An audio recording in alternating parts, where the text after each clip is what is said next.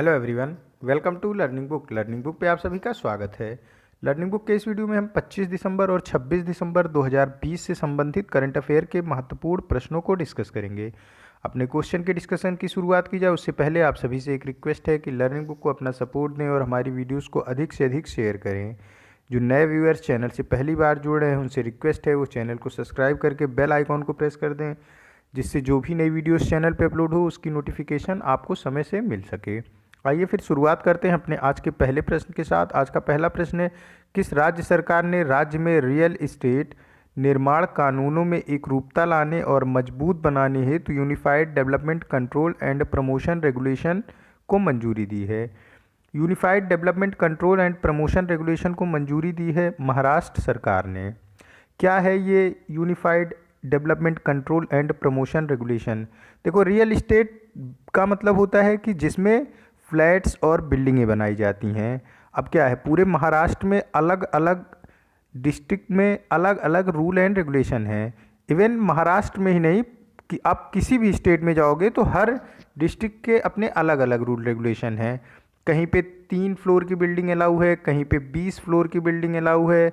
अगर आप फ्लैट बना रहे हो तो कहीं पे 50 फ्लोर का फ्लैट अलाउ है। तो इस तरीके से अलग अलग रूल एंड रेगुलेशन है हर स्टेट में। हर आप नगर पालिका बोलो या फिर आप उसको बोल सकते हो नगर निगम, तो हर जगह इसका अलग अलग रूल एंड रेगुलेशन है। तो इसमें एक समानता लाने के उद्देश्य से महाराष्ट्र सरकार ने unified development control and promotion regulation को मंजूरी दी है।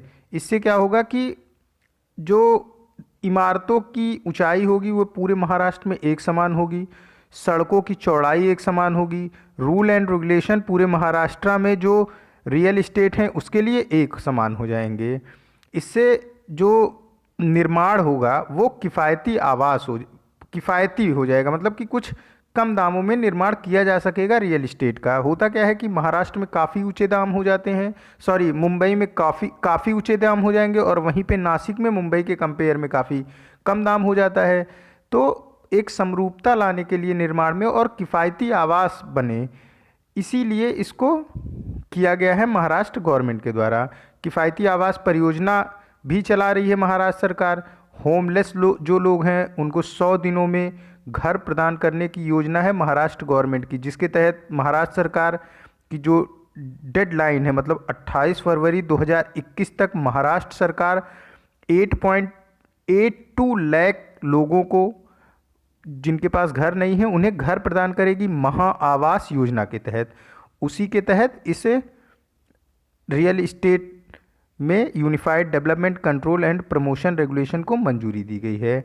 ये रूल एंड रेगुलेशन कहाँ पे नहीं काम करेंगे? हिल स्टेशंस पे और इन्वायरमेंटल सेंसिटिव जोन में unified development control and promotion regulation का जो रूल एंड रेगुलेशन होगा वो काम नहीं करेगा। वहाँ पे अपने अलग रूल रेगुलेशन होंगे हिल स्टेशंस और इन्वायरमेंटल सेंसिटिव जोन में। और महाराष्ट्र के मुख्यमंत्री उद्धव ठाकरे हैं, वहाँ के डिप्टी सीएम अजीत पवार हैं, भगत सिंह कोश्यारी ये गवर्नर हैं महाराष्ट्र के। नेक्स्ट क्वेश्चन है, विश्व बैंक ने भारत में विकास कार्यों की सहायता के मकसद से 80 करोड़ डॉलर से अधिक लागत वाली कितनी परियोजनाओं को मंजूरी दी है? कुल 4 परियोजनाओं को मंजूरी दी गई है विश्व बैंक द्वारा, जिसका कुल लागत लगभग 80 करोड़ डॉलर से अधिक का आ रहा है। ये चारों परियोजनाएं में जो प्रमुख हैं वो छत्तीसगढ़ में एक स्कीम चलाई गई है वहाँ की गवर्नमेंट द्वारा, चिराग स्कीम में 50,000 युवाओं को खेती किसानी से संबंधित स्किलफुल बनाया जाएगा, यानी कि उनको जो स्किल डेवलपमेंट प्रोग्राम दिया जाएगा वो खेती किसानी से संबंधित है। 50,000 युवाओं को छत्तीसगढ़ के, ये छत्तीसगढ़ सरकार की योजना है। ये भी विश्व बैंक द्वारा वित्त पोषित योजना है। नागालैंड में एजुकेशनल क्लासरूम के लिए भी विश्व बैंक ने अपने इस 80 करोड़ डॉलर में से कुछ धनराशि नागालैंड के एजुकेशनल क्लासरूम के लिए दिया है। और इंडिया में अलग अलग जगहों पे डैम रिकंस्ट्रक्शन यानी कि बांध सुधार परियोजनाओं के लिए भी इस 80 करोड़ डॉलर में से कुछ धनराशि दी गई है विश्व बैंक के द्वारा। यानी कुल 4 परियोजनाओं के लिए विश्व बैंक ने 80 करोड़ डॉलर का मंजूरी दिया है भारत के लिए। इसमें मैंने बताया छत्तीसगढ़ की चिराग परियोजना, नागालैंड की एजुकेशनल क्लासरूम के लिए और डैम रिकंस्ट्रक्शन पूरे इंडिया में, यानी कि बांध सुधार परियोजना के लिए। ऑप्शन यहाँ पे करेक्ट हो जाएगा डी। नेक्स्ट क्वेश्चन है, संयुक्त राष्ट्र विकास कार्यक्रम यूनाइटेड नेशन डेवलपमेंट प्रोग्राम की तरफ से जारी मानव विकास सूचकांक में भारत निम्न में से कितने स्थान पर पहुंच गया है? देखो, भारत पिछले वर्ष जो जो मानव विकास सूचकांक, मैं फिर से रिपीट कर रहा हूँ, मानव विकास सूचकांक में भारत की रैंक पूछी गई है इस क्वेश्चन में। इस वर्ष भारत ने मानव विकास सूचकांक में 131 रैंक प्राप्त की है। ये काफ़ी ख़राब रैंक मानी जाएगी। 131 रैंक ह्यूमन डेवलपमेंट इंडेक्स में भारत को इस वर्ष दिया गया है यूनाइटेड नेशन डेवलपमेंट प्रोग्राम के द्वारा। तो देखो, किसी भी इस तरीके से जहाँ पे इंडेक्सेस पूछे जाते हैं उसमें 3 मेन क्वेश्चन बनते हैं। एक तो कौन उस इंडेक्स को जारी करता है, दूसरा अपने भारतवर्ष की कितनी रैंक है उस इंडेक्स में, और पहले स्थान पे कौन है उस इंडेक्स में। अगर थोड़ा अपर लेवल जाएगा क्वेश्चन में इंडेक्सेस के, तो कौन कौन से क्राइटेरिया लिए जा रहे हैं इस इंडेक्स को बनाने के लिए, ये क्वेश्चन पूछे जाते हैं। तो चारों पे चर्चा कर लेते हैं। भारत की इस वर्ष ह्यूमन डेवलपमेंट इंडेक्स में 131 रैंक है। पिछले वर्ष भारत की जो रैंक थी 2019 में वो थी 129, यानी भारत 2 रैंक खिसक गया है मानव विकास सूचकांक ह्यूमन डेवलपमेंट इंडेक्स में। और इसको कौन जारी करता है, ये क्वेश्चन में लिखा हुआ है, यूनाइटेड नेशन डेवलपमेंट प्रोग्राम द्वारा प्रत्येक वर्ष मानव विकास सूचकांक को जारी किया जाता है। अब कौन कौन से क्राइटेरिया लिए जाते हैं, कैसे ये डिसाइड होता है कि किसका मानव विकास सूचकांक किस देश का अच्छा है? देखो, जिस देश इसमें कंसीडर किया जाता है लाइफ स्पैन को, मतलब कि कितनी जीवन प्रत्याशा है, मतलब जो एवरेज लाइफ स्पैन है किसी देश के नागरिकों का, साथ ही साथ एजुकेशन को, और देखा जाता है इसमें पर कैपिटा इनकम को। ये 3 चीज़ें हर वर्ष देखी जाती थी। इस वर्ष एक नया क्राइटेरिया इसमें लाया गया है, वो है पर कैपिटा कार्बन इमिशन। ये 4 क्राइटेरिया डिसाइड करते हैं कि कौन सा देश मानव विकास सूचकांक में किस रैंक पे है। भारत की इस वर्ष रैंक 131 है और पहले स्थान पे मानव विकास सूचकांक में है नॉर्वे, यानी नॉर्वे में एजुकेशन सिस्टम काफ़ी अच्छा है। इस यूनाइटेड नेशन डेवलपमेंट प्रोग्राम के मानव विकास सूचकांक के अनुसार वहाँ पे लाइफ स्पैन, मतलब कि एवरेज लाइफ स्पैन जो है वहाँ के लोगों का वो भी अच्छा है, पर कैपिटा इनकम भी अच्छा है, साथ ही साथ पर कैपिटा कार्बन इमिशन भी अच्छा है। तो इसमें एक एक्स्ट्रा क्वेश्चन इस वर्ष बनेगा कि कौन सा नया क्राइटेरिया शामिल किया गया है यूनाइटेड नेशन डेवलपमेंट प्रोग्राम की ह्यूमन डेवलपमेंट इंडेक्स में। तो ये है पर कैपिटा कार्बन इमिशन, इस वर्ष शामिल किया गया है। कुल 4 क्राइटेरिया पे ये डिसाइड किया गया। भारत की इस वर्ष रैंक 131 है, पिछले वर्ष 129 थी, 2 रैंक भारत खिसक गया है। और टोटल देश कंसीडर किए गए थे 189, आउट ऑफ 189 कंट्री में भारत 131 पे है, नेपाल 142 पे है, पाकिस्तान 154 पे है और बांग्लादेश 133 पे है। नॉर्वे इसमें पहले स्थान पे है। ऑप्शन ए करेक्ट हो जाएगा। नेक्स्ट क्वेश्चन है, हाल ही में अमेरिका ने किस देश के प्रति सख्त रुख दिखाते हुए करेंसी मैनिपुलेटर्स यानी मुद्रा में हेर फेर करने वाले देशों की निगरानी सूची में डाल दिया है? करेंसी मैनिपुलेटर की जो लिस्ट में डाला गया है जो देश है वो है भारतवर्ष। भारत को अमेरिका ने करेंसी मैनिपुलेटर्स यानी मुद्रा में हेर फेर करने वाले देशों की निगरानी सूची में डाल दिया है। देखो, क्या है ये करेंसी मैनिपुलेटर्स, अमेरिका क्यों किसी देश को करेंसी मैनिपुलेटर्स की लिस्ट में डाल देता है? मैंने आपको बताया है कि अमेरिका का जो जीडीपी है वो पूरे वर्ल्ड में सबसे अच्छा जीडीपी है अभी प्रेजेंट टाइम में, और अमेरिका की जो इसी वजह से अमेरिका की करेंसी डॉलर एक सबसे स्टेबल करेंसी है पूरे वर्ल्ड की। अब सबसे अच्छा जीडीपी, सबसे अच्छी करेंसी, सबसे स्टेबल करेंसी, तो जो विश्व व्यापार होता है, मतलब जो ट्रेड होता है विश्व समुदाय में, मतलब अलग अलग देशों में, तो वो लोग सबसे स्टेबल करेंसी में ही व्यापार करते हैं, क्योंकि कोई भी देश चाहता है कि जो व्यापार हो वो सबसे स्टेबल करेंसी में हो। तो अमेरिका की करेंसी सबसे स्टेबल, क्योंकि उसकी जीडीपी सबसे अच्छी पूरे वर्ल्ड में, तो उसी के करेंसी का इस्तेमाल करके विश्व व्यापार होता है। तो अमेरिका इसी वजह से किसी देश पे कई सारे प्रतिबंध लगाने का अधिकार रखता है कि वो हमारी करेंसी का इस्तेमाल करके कोई खरीद फरोख्त नहीं कर सकता है। और अभी करेंसी मैनिपुलेटर्स की लिस्ट में इंडिया को डाल दिया है। क्या होता है ये करेंसी मैनिपुलेटर? देखो, जब अमेरिका को ऐसा लगता है कि कोई देश गलत तरीके से कोई करेंसी प्रैक्टिस कर रहा है जिससे अमेरिका की डॉलर की कीमत पर असर पड़ रहा है, तब अमेरिका उसे करेंसी मैनिपुलेटर की लिस्ट में डाल देता है। इससे देखो कोई फ़र्क तो नहीं पड़ता है कि, लेकिन एक ग्लोबल फाइनेंशियल मार्केट में निगेटिव सेंटीमेंट पैदा हो जाते हैं जो देश करेंसी मैनिपुलेटर की लिस्ट में डाला जाता है। कैसे करेंसी मैनिपुलेट करता है कोई देश? अब इंडिया है, अभी इंडिया का एक मतलब कि इंडिया का जो, अगर डॉलर से कंपेयर किया जाए रुपए को, तो 72 डॉलर का, सॉरी 72 रुपीज़ का $1 हो रहा है।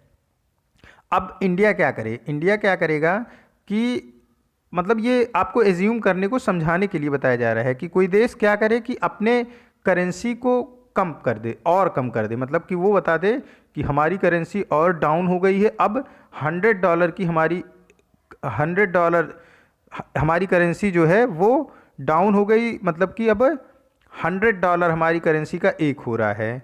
तो जब $100 हो रहा है तो कई सारे देशों से फिर निवेश आने लगेगा, क्योंकि वहाँ की करेंसी डाउन हो गई है तो वहाँ निवेश करना अच्छा होगा और डॉलर के मुकाबले। तो जब वहाँ पे निवेश आएगा तो अपने आप भंडार भरने लगता है उस देश का, मतलब विदेशी निवेशों से।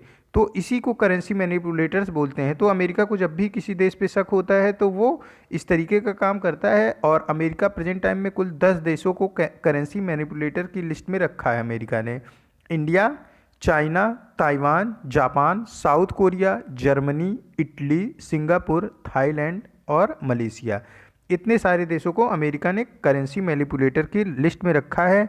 और अभी हाल में हमारा भारतवर्ष भी अमेरिका की करेंसी मैनिपुलेटर्स यानी मुद्रा में हेर फेर करने वाले देशों की निगरानी सूची में डाल दिया गया है अमेरिका के द्वारा। ऑप्शन ए करेक्ट है। अमेरिका में अभी वहाँ गवर्नमेंट चेंज हुई है और जो बिडेन वहाँ के नए राष्ट्रपति बने हैं और कमला हैरिस डेप्यूटी प्रेसिडेंट बनी है अमेरिका की। किस देश का चांग-ई 5 यान चंद्रमा की सतह से पत्थर और मिट्टी के नमूने लेकर पृथ्वी पर लौटा है? चांग-ई 5 यान ये चीन का यान है और ये एक मिशन के तहत चंद्रमा पर गया था और वहाँ से मिट्टी के नमूने लेकर वापस आया है। इससे इस मिट्टी के नमूनों की जांच की जाएगी और चंद्रमा सतह कितना पुराना है उसके अतीत के बारे में पता लगाया जाएगा। साथ ही साथ उसकी सतह पे कौन कौन से मिनरल्स, कौन कौन से मेटल्स अवेलेबल हैं, ये सारी बातें पता लगाई जाएंगी। इसके पहले 2 और मिशन के तहत अभी तक चंद्रमा से मिट्टी लाई गई है। अपोलो मिशन, ये अमेरिका का मिशन था, उस दौरान भी चंद्रमा से मिट्टी लेकर आए थे अमेरिकी जो गए थे वहाँ पे चंद्रमा पे। और लूना मिशन, ये लूना मिशन रशिया का था और रशिया ने भी वहाँ से मिट्टी को मंगाया था। अब तीसरा देश बन गया है चीन, जिसने चंद्रमा से मिट्टी के नमूनों को मंगाया है और उसका यान चांग-ई 5 यान पृथ्वी पर नमूने को लेकर लौटा है।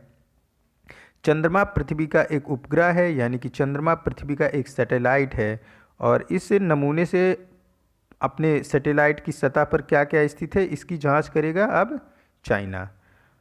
ऑप्शन सी करेक्ट हो जाएगा। नेक्स्ट क्वेश्चन है, खेल मंत्रालय ने किस समिति पर लगा बैन तुरंत प्रभाव से हटा दिया है? खेल मंत्रालय ने भारतीय पैरा ओलंपिक समिति पर लगा हुआ बैन तुरंत प्रभाव से हटा दिया है। ऑप्शन सी करेक्ट हो जाएगा। पिछले वर्ष लगातार खराब संचालन की शिकायतें मिलने के कारण भारतीय पैरा ओलंपिक समिति पर खेल मंत्रालय द्वारा प्रतिबंध लगा दिया गया था। हमारे खेल मंत्री किरण रिजिजू हैं और भारतीय पैरा ओलंपिक की जो प्रेसिडेंट हैं उनका नाम है दीपा मलिक। दीपा मलिक ये पैरा ओलंपिक खेल खेलती थी भारत के लिए और इन्होंने भारत को कई सारे मेडल दिलाए हैं और ये जैवलिन, शॉट पुट और डिस्कस थ्रो, ये तीनों खेल खेलती थी और तीनों में ही भारत के लिए इन्होंने मेडल जीता है और अब ये प्रेसिडेंट हैं भारतीय पैरा ओलंपिक समिति की।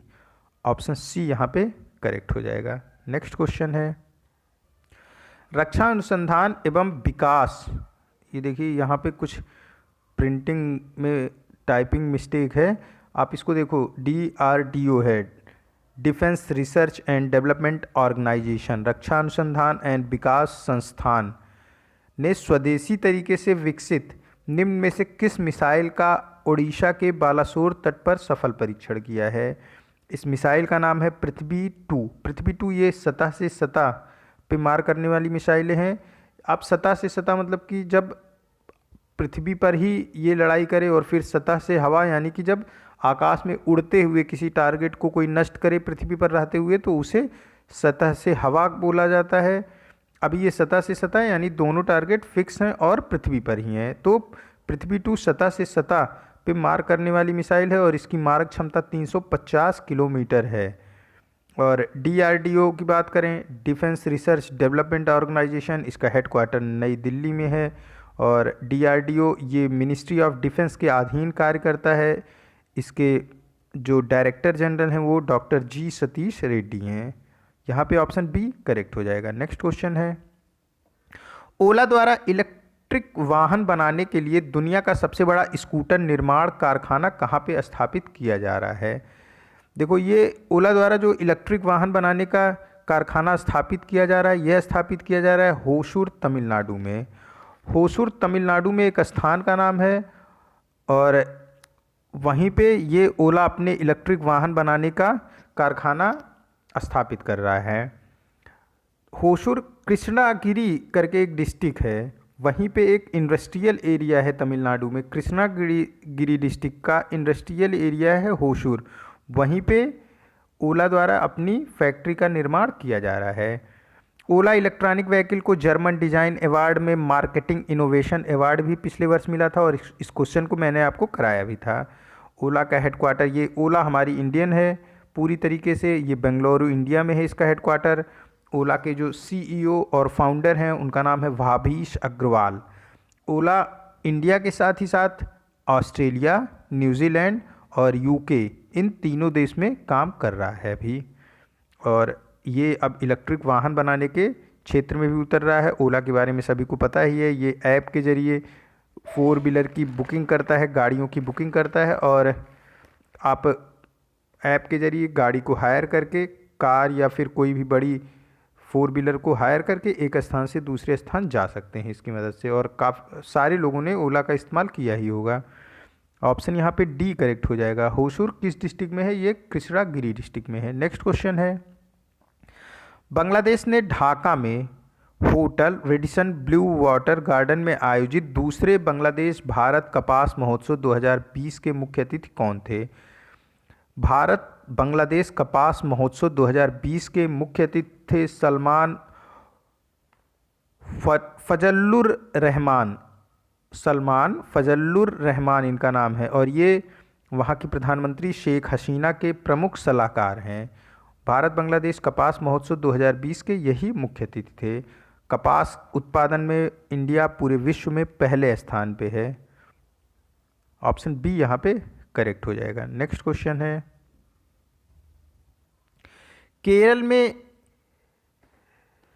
एस मनी केरल में एस मनी माइक्रो ATM सेवा शुरू करने के लिए किस बैंक ने एसवेयर के साथ भागीदारी की है, जो घर से बैंक खाते से पैसा निकालेगा? देखो क्या है, एस मनी ये एक सुविधा देगा किसकी? माइक्रो ATM सेवा की। और एस मनी ये एसवेयर एक कंपनी है कोरल कोची में केरल के कोची में ये कंपनी है एसवेयर, इसी के थ्रू ये सेवा प्रदान की जाएगी एस मनी की। और एस मनी के मतलब माइक्रो ATM की जो सेवा प्रदान की जाएगी ये ICICI बैंक के द्वारा प्रदान की जाएगी, तो ऑप्शन सी करेक्ट हो जाएगा। इसको समझते हैं। अब जो ICICI बैंक के अकाउंट होल्डर हैं, खाता धारक हैं, वो ICICI बैंक का जो ऐप होगा उसके थ्रू अपना ऑर्डर प्लेस करेंगे कि हमें 5,000 रुपये चाहिए। ऑर्डर प्लेस होने के बाद एस मनी माइक्रो ATM का जो एग्जीक्यूटिव होगा वो माइक्रो एटीएम को, जो पोर्टेबल है, कहीं भी आप ले जा सकते हो, ले आ सकते हो, उसको लेके अकाउंट होल्डर के घर पर पहुंच जाएगा। अब वहां से कार्ड स्वैपिंग के जरिए अकाउंट होल्डर पैसे को निकाल लेगा। ये सुविधा प्रदान की जा रही है आईसीआईसीआई बैंक के द्वारा, और एसवेयर के साथ आईसीआईसीआई बैंक ने भागीदारी की है इस सुविधा के लिए। एसवेयर का जो हेडक्वार्टर है ये कोची, केरल में स्थित है। ऑप्शन सी यहाँ पे करेक्ट हो जाएगा। नेक्स्ट क्वेश्चन है, किस संगठन ने भारतीय उद्योग परिसंघ के साथ 10 छोटे राज्यों में micro, small and medium enterprises को ई कॉमर्स सक्षम करने के लिए एक समझौता ज्ञापन पर हस्ताक्षर किया है? अमेजॉन ने 10 छोटे राज्यों में जो एमएसएमई हैं उनका जो प्रोडक्ट होगा उसे अमेजोन पे बेचने के लिए इन राज्यों के साथ समझौता किया है। यही है ई कॉमर्स सक्षम करना किसी को। अब क्या है कि कोई जो एमएसएमई सेक्टर में है, कोई कंघा बना रहा है या फिर कोई कप प्लेट बना रहा है, तो ये अपने प्रोडक्ट को अमेजोन के थ्रू भी बेच सकता है। इसी के लिए अमेजोन ने 10 छोटे राज्यों में micro, small and medium enterprises के प्रोडक्ट को अपने प्लेटफॉर्म के जरिए, ई कॉमर्स के जरिए बेचने के लिए समझौता किया है। तो ऑप्शन ए यहाँ पे करेक्ट हो जाएगा। नेक्स्ट क्वेश्चन है, किस राज्य सरकार ने कई कंपनियों के साथ 24 परियोजनाओं के लिए 18 समझौते पर हस्ताक्षर किया है, जिससे राज्य में 24,248 करोड़ रुपए का निवेश आने की संभावना है? तमिलनाडु सरकार ने 24 परियोजनाओं के लिए 18 समझौतों पर हस्ताक्षर किया है, और ये 24 परियोजनाएं कई सारी कंपनियां मिलकर वहां पर लगाएंगी अपनी, और ऑप्शन यहाँ पे तमिलनाडु बी करेक्ट हो जाएगा। और ऐसा वहाँ की गवर्नमेंट द्वारा बताया जा रहा है कि इससे लगभग 27,000 नई जॉब्स क्रिएट होंगी तमिलनाडु में। तमिलनाडु हमारे भारतवर्ष का साउथ इंडियन स्टेट है और इसकी राजधानी चेन्नई है। एडापडी के पलनीस्वामी यहाँ के मुख्यमंत्री हैं। ऑप्शन बी यहाँ पे करेक्ट हो जाएगा। नेक्स्ट क्वेश्चन है, यूनेस्को द्वारा 210वें कार्यकारी बोर्ड में लॉन्च किए गए यूनेस्को बांग्लादेश बंग बंधु शेख मुजिबुर रहमान अंतर्राष्ट्रीय पुरस्कार किस क्षेत्र से संबंधित है? देखो, क्वेश्चन ये है कि यूनेस्को ने अभी हाल ही में अपने कार्यकारी बोर्ड की 210वीं बैठक की। उस बैठक में एक नए तरीके का पुरस्कार की घोषणा की गई। इसका नाम है यूनेस्को बांग्लादेश बंग बंधु शेख मुजिबुर रहमान अंतर्राष्ट्रीय पुरस्कार। क्वेश्चन में ये है कि ये पुरस्कार किस क्षेत्र से संबंधित होगा? ये पुरस्कार संबंधित होगा रचनात्मक अर्थव्यवस्था के क्षेत्र से। ऑप्शन बी यहाँ पे करेक्ट हो जाएगा। पहली बार ये पुरस्कार प्रदान किया जाएगा नवंबर 2021 में, और प्रत्येक वर्ष ये नवंबर में ही दिया जाएगा। अभी तो ये कहा गया है कि सिर्फ 6 सालों के लिए इस पुरस्कार की घोषणा की गई है, 2021 से लेकर 2027 तक। बात करते हैं शेख मुजिबुर रहमान की। कौन है ये शेख मुजिबुर रहमान? इनको बंग बंधु भी कहते हैं। बंग बंधु में इसकी बांग्लादेश का बंधु, बांग्लादेश का भाई। ये फर्स्ट प्रेसिडेंट ऑफ बांग्लादेश हैं, और मुजिबुर रहमान फादर ऑफ बांग्लादेश भी हैं। इनको फादर ऑफ बांग्लादेश की उपाधि दी गई है। ऑप्शन बी यहाँ पे करेक्ट हो जाएगा। नेक्स्ट क्वेश्चन है, social entrepreneur of the year award 2020 से निम्न में से किसे सम्मानित किया गया है?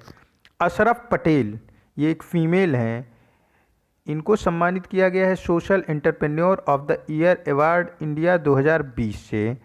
अशरफ पटेल का एक ऑर्गेनाइजेशन है, वो उसकी फाउंडर हैं, जिसका नाम है Pravah community the youth collective. इसका जो मेन काम है Pravah community the youth collective organisation का, ये यूथ के अंदर नेतृत्व की भूमिका के लिए प्रशिक्षित करता है युवाओं को, और इसी के लिए अशरफ पटेल को 2020 का entrepreneur of the year award से सम्मानित किया गया है। ये अवार्ड इन्हें वर्चुअल फंक्शन में महिला और बाल विकास मंत्री स्मृति जुबिन ईरानी द्वारा प्रदान किया गया। ऑप्शन डी यहाँ पे करेक्ट हो जाएगा। नेक्स्ट क्वेश्चन है, भारतीय खिलाड़ी धर्मलिंगम इथिराज किस खेल से संबंधित हैं? भारतीय खिलाड़ी धर्मलिंगम इथिराज ये संबंधित हैं फुटबॉल से। ऐसा क्वेश्चन क्यों बनाया गया? देखो अभी धर्मलिंगम इथिराज इनका भी हाल ही में निधन हो गया और ये 1962 में जब इंडियन फुटबॉल टीम ने एशियाई खेलों में स्वर्ण पदक जीता था तो उस समय ये टीम का हिस्सा थे और अभी हाल ही में इनका निधन हुआ है। धर्मलिंगम इथिराज ये बेंगलुरु कर्नाटका में इनका जन्म हुआ था। ये बेंगलुरु कर्नाटका से संबंधित हैं। ऑप्शन सी करेक्ट हो जाएगा। ये फुटबॉल के खिलाड़ी रहे हैं और इन्होंने भारत के लिए फुटबॉल खेला है। नेक्स्ट क्वेश्चन है, ओडिशा में ओलिव कछुओं को सुरक्षित ब्रीडिंग सुनिश्चित करने के लिए किस सशस्त्र बल द्वारा ऑपरेशन ओलिव चलाया जाता है? ऑपरेशन ओलिव को चलाया जाता है इंडियन कोस्ट गार्ड के द्वारा। ऑप्शन ए करेक्ट हो जाएगा। क्या है ये ओलिव कछुए? देखो ये मेनली ये ओलिव रिडले एक कछुए की प्रजाति है और ये क्यों इतना चर्चा में रहता है? क्योंकि यूनाइटेड नेशन IUCN की जो रेड डेटा बुक है उसमें ये वर्नुएबल के लिस्ट में है, मतलब कि ये विलुप्त मतलब ये संकटग्रस्त प्राणी है, इसीलिए ये चर्चा में रहता है। अब इंडियन कोस्ट गार्ड इसे सुरक्षा प्रदान करते हैं ताकि ये सुरक्षित ब्रीडिंग कर सके। कुछ समय पहले अभी अप्रैल मई में काफ़ी सारे कछुओं ने मास नेस्टिंग की थी। मास नेस्टिंग मीन्स कि देखो जब इनको ब्रीडिंग करना होता है और मेटिंग करना होता है तो ये समुद्र से बाहर आते हैं और फिर जो बालू वाली मिट्टी हो जाती है समुद्र के जो समुद्र तट होते हैं वहाँ पे काफ़ी गड्ढे बनाते हैं और गड्ढे बना के वहीं पे मेटिंग करते हैं, फिर वहीं पे ब्रीडिंग करते हैं। फिर जब अंडे हो जाते हैं तो धीरे धीरे अंडे फूट जाते हैं, उससे छोटे छोटे ओलिव रिडेल निकलते हैं। ओलिव रिडेल फिर जब ज्वार भाटा आता है तो जब उसी सीजन में ओलिव रिडेल निकलते हैं ज्वार भाटा के साथ, ये फिर कछुए समुद्र में चले जाते हैं छोटे छोटे बच्चे। तो इस बार एक मास नेस्टिंग हुई है। इसका कारण ये बताया जा रहा है कि लॉकडाउन की वजह से टूरिस्टों का डिस्टरबेंस नहीं रहा। कहीं पे जो बीच होती है समुद्र तट होते हैं वहाँ पे टूरिस्ट नहीं गए लॉकडाउन की वजह से, इस वजह से मास नेस्टिंग की ओलिव रिडेल कछुओं ने। अब उनको सुरक्षा प्रदान करने के लिए इंडियन कोस्ट गार्ड ने एक ऑपरेशन चलाया, ऑपरेशन ओलिव। ये प्रत्येक बार चलाया जाता है जब भी ये कछुए समुद्र तट पर आके अपनी ब्रीडिंग करते हैं और नए ओलिव रिडेल कछुओं को जन्म देते हैं। एक स्थान है ऋषिकुलिया में ही ओलिव रिडेल कछुए अपना मास नेस्टिंग करते हैं और ये ऋषिकुलिया ओडिशा का एक ज़िला है। ऑप्शन ए यहाँ पे करेक्ट हो जाएगा। नेक्स्ट क्वेश्चन है, हाल ही में खबरों में रही चांदान नदी किस राज्य में से होकर बहती है?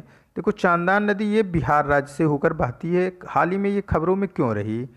हाल ही में खबरों में ये इसलिए रही क्योंकि चांदान नदी के पास ही 2000 साल पुराने कुषाणकालीन भवनों के अवशेष मिले हैं। तो पुरातत्व विभाग को यहाँ 2000 साल पुराने कुषाण काल के भवनों के अवशेष मिले, इसीलिए ये चांदान नदी पूरी चर्चा में आई। एक जिला है बिहार का बांका जिला, वहीं पे ये कुषाण के समय के भवन के अवशेष प्राप्त हुए हैं। यहाँ पे ऑप्शन सी करेक्ट हो जाएगा। ये आज का लास्ट क्वेश्चन था। मिलते हैं नए करंट अफेयर के साथ नेक्स्ट वीडियो में। Keep study on learning book. Thank you for watching this.